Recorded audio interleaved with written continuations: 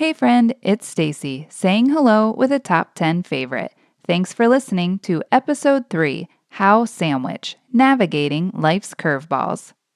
Hi, I'm Stacy Holmes, and this is Glordinary, a few moments where we celebrate God's glory and champion the ordinary. I'm glad you're here.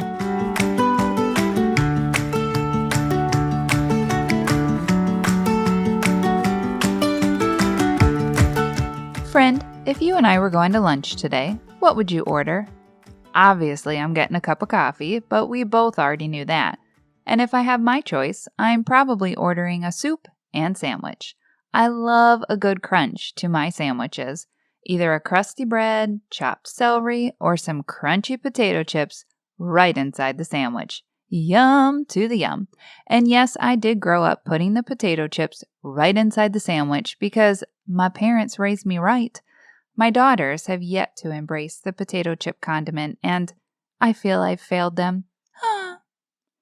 Yet another sandwich crossed my mind recently, or at least the literary sandwich structure, if you will. You see, I was reading in Lamentations. What a fun book of the Old Testament, Stace. No one says that. No one. Not even one. Well, Lamentations opens up with the word how. It's a fitting start, since Lamentations in the original language means just that, how. As in, how could this possibly be happening? How could this possibly be happening again? How did we get here? How are we ever going to get out of this one? The author, presumably the prophet Jeremiah, he's affectionately known as the weeping prophet. So with a nickname like that, you know this one's gonna be a page-turner. Ugh. So Jeremiah pours out his lament on repeat, which is fun, to the tune of, I've seen it all. I'm alone, trapped. I'm ashamed, mocked, brokenhearted. Any hope I had has left the building. Okay, yes, I'm being dramatic, but I kind of get it also. Regarding his circumstances, he says in Lamentations 3:20, I well remember them, and my soul is downcast within me. Brother kind of knows how to make depression sound romantic. Jeremiah's rehearsing his sorrows, despair, and complaints on repeat. You ever been there? I have. If Debbie Downer and Freddie Frowner had a baby, meet Jeremiah. Wah, wah. And for the record, I'm not completely knocking the guy because, hello, who hasn't had some rough patches when we're totally crying out, how is this my life? But tucked inside this sandwich of Lamentations, this how sandwich, if you will, layered inside of his how could this be happening, Jeremiah pens these words in Lamentations 3:21 through 23. They might sound familiar because you'll often see them in a baby nursery or maybe as framed artwork, but that's not exactly the whole picture.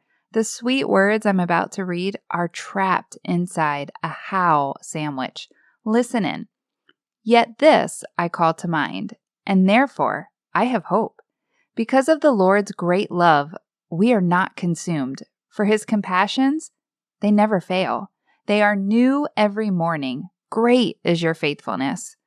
Trapped in the how sandwich of sorrow and despair, emotionally falling apart, Jeremiah calls to mind who God is, and he has hope. Did you catch that? He's trapped in the how of his circumstances, so he calls to mind the who of his life. He reminds himself who God is. He reminds himself that God is love. Because of God's great love, I'm not consumed, it says. So that means when I feel like I'm being swallowed alive, God is saying that I'm not consumed. In fact, his word says in Colossians 1:17 that in him all things hold together. And newsflash, that includes me. And that includes you too. Jeremiah reminds himself that God is compassionate. It says God's compassion for me will never fail, and it will never run out. He is for me. He's actively working good things for me. And that means for you too. Jeremiah reminds himself that God is faithful. God will never stop being who he is, which is faithful. Because even when I am faithless, He will remain faithful, for he cannot disown himself. I penned the words for today's show in my journal months ago when I was squished in the midst of a how sandwich.